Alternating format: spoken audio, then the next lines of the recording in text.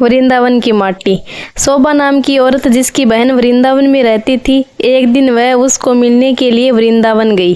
शोभा जो कि काफ़ी पैसे वाली औरत थी, लेकिन उसकी बहन कीर्ति जो कि वृंदावन में रहती थी, ज़्यादा पैसे वाली नहीं थी, लेकिन दिल की वह बहुत अच्छी थी और ये कह सकते हैं कि दिल की वह बहुत अमीर थी। उसका पति मिट्टी के घड़े बनाने का काम करता था। शोभा काफ़ी सालों बाद अपनी बहन को मिलकर बहुत खुश हुई, लेकिन उसमें थोड़ा सा अपने पैसों को लेकर घमंड था। वो कीर्ति के घर हर छोटी बात पर उसकी चीज़ों में से नुक्स निकालती रहती थी, लेकिन कीर्ति जो थी उसको कुछ ना कहकर बस यही कह देती जो बिहारी जी की इच्छा, लेकिन शोभा हर बात में उसको नीचा दिखाने की कोशिश करती। कीर्ति ने अपनी तरफ से अपनी बहन की आओ भगत में कोई कमी ना छोड़ी। उसने अपनी बहन का पूरा ख्याल रखा। उसने उसको वृंदावन के सारे मंदिर के दर्शन करवाए और उनकी महिमा के बारे में बताया। शोभा यह दर्शन करके खुश तो हुई और उसने महिमा भी सुनी, लेकिन उसका इन चीज़ों में इतना ध्यान नहीं था। बस दर्शन करके वापस आ गई। उसको वृंदावन में रहते हुए काफ़ी दिन हो गए।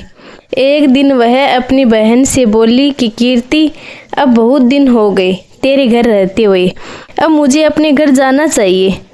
तो कीर्ति थोड़ी सी उदास हो गई और बोली, बहन कुछ दिन और रुक जाओ।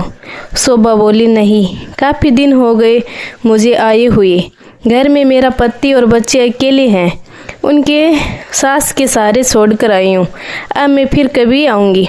जब शोभा वापस जाने लगी तो कीर्ति जो कि शोभा की बड़ी बहन थी, उसने अपनी छोटी बहन को उपहार स्वरूप मिट्टी का घड़ा दिया। घड़े को देखकर शोभा हैरान सी हो गई और मन में सोचने लगी, क्या कोई उपहार में भी घड़ा देता है? लेकिन कीर्ति के बार बार आग्रह करने पर उसने अनमने मन से घड़ा ले लिया। जब शोभा जाने लगी तो कीर्ति की आंखों में आंसू थे, लेकिन शोभा उससे नज़र चुराती हुई जल्दी जल्दी वहां से चली गई। सारे रास्ते शोभा यही सोचती रही कि मैं घर जाकर अपनी सास और पति को क्या बताऊंगी कि मेरी बड़ी बहन ने मुझे घड़ा उपहार के रूप में दिया है। तो उसको इस बात से बहुत लज्जा आ रही थी। उसने सोचा कि मैं घर में जाकर झूठ बोल दूंगी कि घड़ा मैं खरीद कर लाई हूँ, मुझे तो मेरी बहन ने काफ़ी कुछ दिया है। इस तरह सोचती सोचती घर पहुंची और उसने घर जाकर घड़ा अपनी रसोई के ऊपर रख दिया। उसको मन में बहुत सी गुस्सा आ रहा था कि मेरी बहन क्या इस लायक भी नहीं थी छोटी बहन को कुछ पैसे उपहार में दे सके। एक घड़ा सा पकड़ा दिया। अब उसको अपने घर आए काफ़ी दिन हो गए। गर्मियों के दिन थे, तभी उसके गांव में पानी की बहुत दिक्कत आने लगी। कुएं में, नदियों में पानी सूख गया। उसके गांव के लोग दूर दूर से पानी भरकर लाते थे। पैसे होने के बावजूद भी शोभा को पानी के लिए बहुत दिक्कत हो रही थी। एक दिन शोभा बहुत दूर जाकर पानी भर रही थी। वहाँ पर और भी औरतें पानी भरने के लिए आई हुई थी। तो जल्दी पानी भरने की होड़ में धक्का मुक्की में शोभा का घड़ा टूट गया।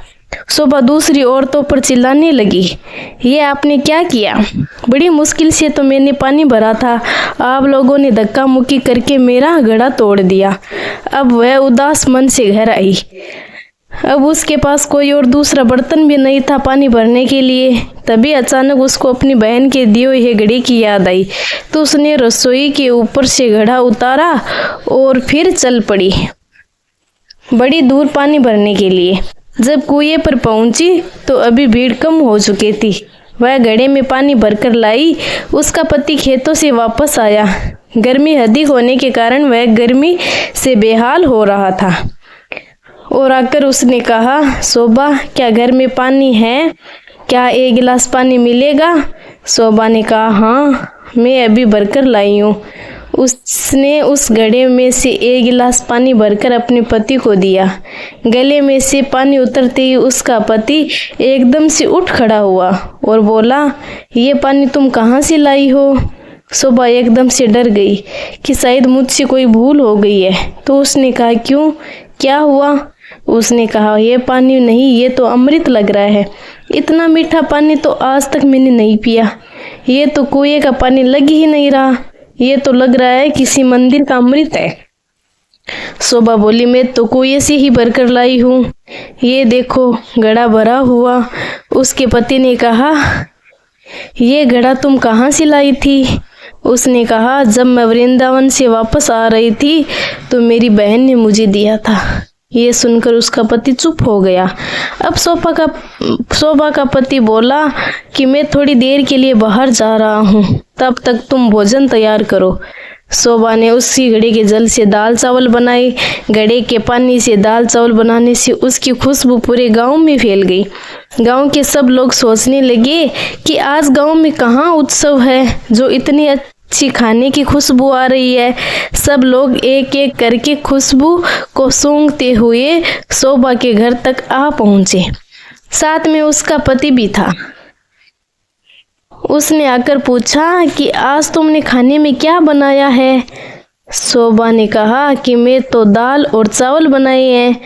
सब लोग हैरान हो गए कि दाल चावल की इतनी अच्छी खुशबू। सब लोग शोभा का मुंह देखने लगे कि आज तो हम भी तेरे घर ही दाल चावल खाकर जाएंगे। उसने किसी को मना नहीं किया और थोड़ी थोड़ी दाल चावल सबको दिए। दाल चावल खाकर सब लोग उससे कहने लगे, ये दाल चावल नहीं, ऐसा लग रहा है कि हम लोग अमृत चख रहे हैं। शोभा के पति ने कहा कि तुमने आज दाल चावल कैसे बनाए? शोभा ने कहा कि मैंने तो ये घड़े के जल से ही दाल चावल बनाए हैं। शोभा का पति बोला, तेरी बहन ने तो बहुत अच्छा उपहार दिया है। अगले दिन जब शोभा घड़ा भरने के लिए जाने लगी तो उसने देखा घड़ा तो पहले से ही भरा हुआ है। उसका जल वैसा का वैसा ही है जितना वो कल लाई थी। उसने उसमें से खाना भी बनाया था, जल भी पिया था, लेकिन घड़ा फिर भरा का भरा था।